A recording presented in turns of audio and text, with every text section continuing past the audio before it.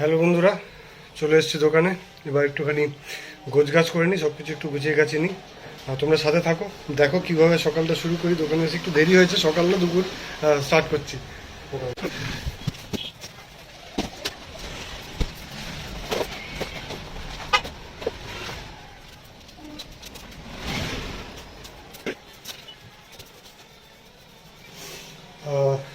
সকালবেলা আজকে বেশ কিছু ছোট ছোট শ্যামা পোকা দেখতে পাচ্ছি দোকানের মধ্যে। কালকে ছিল রাতেরবেলা, কিছুটা পরিষ্কার করে গেছিলাম, এখন আবার কিছু দেখতে পাচ্ছি। তো সেখানে একটু বেশি পরিষ্কার করতে হচ্ছে, না নর্মাল একটুখানি ঝাড় দিলে হয়ে যায়।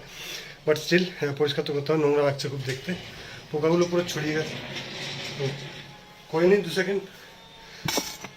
তো বন্ধুরা, কতগুলো শ্যামা পোকা বেরিয়েছে আমি তোমাদেরকে দেখাই একবার, তোমরা দেখো ভালো করে বুঝতে পারবে।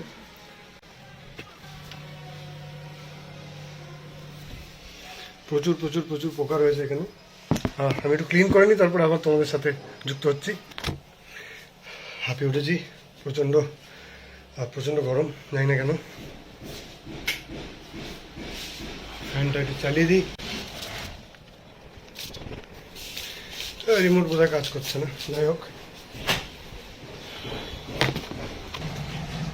এবার ঠাকুরকে পুজো দেওয়ার পালা, পুজো দিয়ে নিই। তোমরা একটু ওয়েট করো, পুজোটা দিয়ে নিই। ₹1 received on phone pay.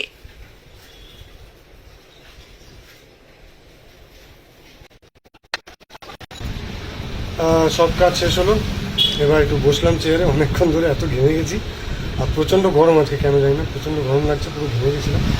তো ইতিমধ্যে 2-1 কাস্টমার এসছে, যে কারণে হয়তো পুজোটা একদম দিতে পারিনি।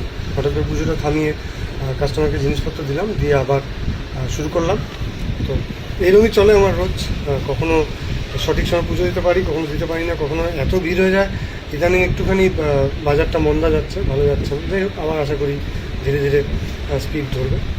তো দেখা যাক বন্ধুরা, কতদূর এগিয়ে নিয়ে যেতে পারি, চেষ্টা চালিয়ে যাচ্ছি।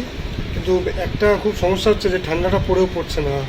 তোমরা একটু বলো তো, মানে আমি ঠিক বলছি না ভুল বলছি, মানে তোমাদের ওদিকে ঠান্ডাটা কেমন, যদি একটু জানাও তাহলে খুব ভালো হয়।